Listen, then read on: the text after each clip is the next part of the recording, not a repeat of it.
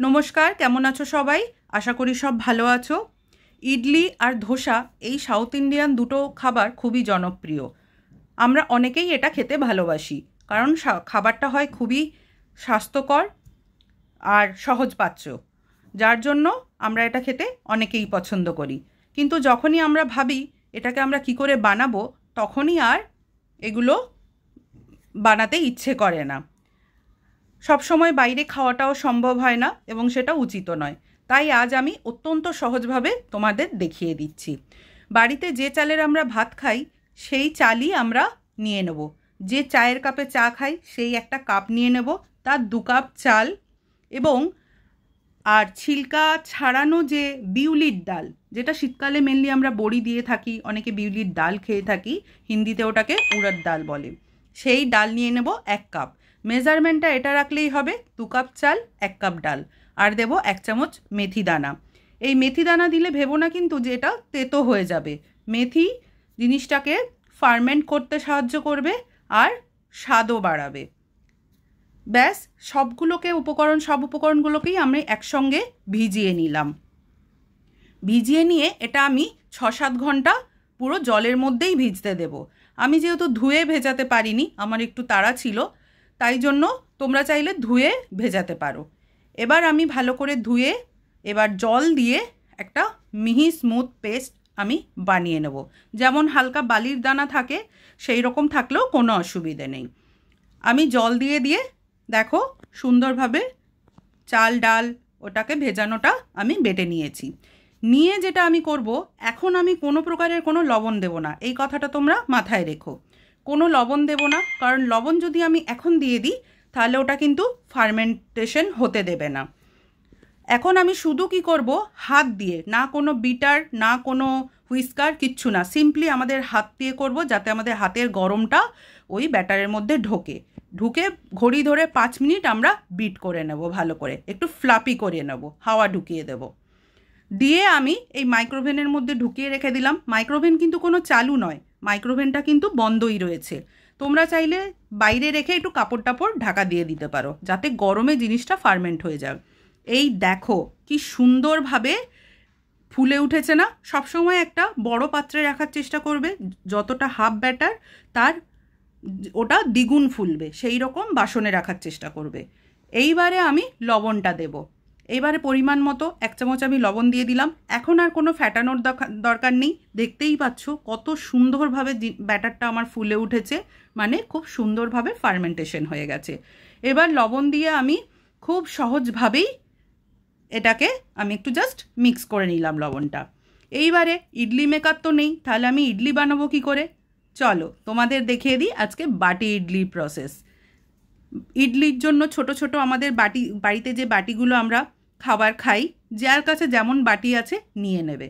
Just হালকা একটু তেল ব্রাশ করে নেবে, দিয়ে 1-1 চামচ করে ব্যাটার দিয়ে দেবে। আমার কাছে আজকে ইডলি মেকার ছিল, কিন্তু আমি তবুও তোমাদের বাটিতে করে দেখাচ্ছি, যাতে সবার কাছে ইডলি মেকার না থাকলেও তোমরা ইজিলি ইডলি বানিয়ে খেতে পারো।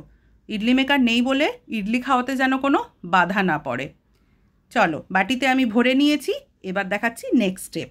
খুবই সহজ। স্টিলের একটা ডেকচি বসিয়ে দিয়েছি, তাতে জল দিয়ে ফুটতে দিয়েছি। আর আমার কাছে এইরকম একটা জালিযুক্ত স্ট্রেনার রয়েছে, তো তোমাদের কাছে জালিযুক্ত যা থাকবে তাই বসিয়ে দেবে, যাতে স্টিমটা ওপরের দিকে উঠতে পারে।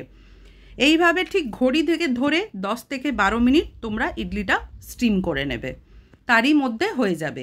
ইডলিটা যতক্ষণ স্টিম হচ্ছে আমি আরও কয়েকটা বাটি রেডি করে নিই, যাতে ওটা নেমে গেলে আমি এগুলো বসিয়ে দিতে পারি। আমার কাছে যখন প্রথম ইডলি মেকার ছিল না, তখন আমি এই বাটি বসিয়েই ইডলি করতাম, কিন্তু আমার কাছে এখন যেন মনে হয় ইডলি মেকারের থেকে এই বাটিতে করে ইডলি করলে আরও যেন বেশি ভালো লাগে। এর 5টা ইডলি মানে 10টা ইডলির সমান। 2টো ইডলি খাওয়া মানে 4টে ইডলি খাওয়া। এই দেখো কি সুন্দরভাবে আমার ইডলিগুলো ফুলে উঠেছে।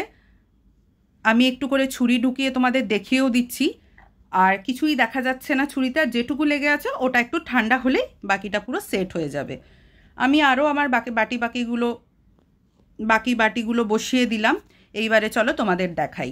একটা পাতলা ছুরি নিয়ে নিয়েছি, একটুখানি ঠান্ডা হলে বের করো, কারণ গরমে তোমাদের হাতে গরম লেগে যাওয়ারও সম্ভাবনা থাকবে, তাই সাবধানে করো।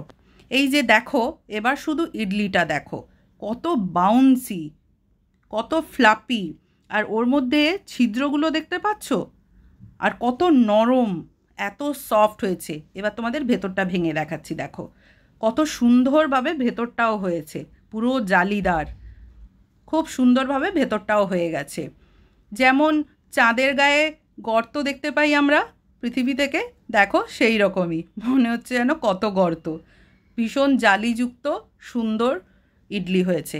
এটা সম্পূর্ণ সুন্দরভাবে ফার্মেন্টেশনটা হয়েছে বলেই এই জন্য।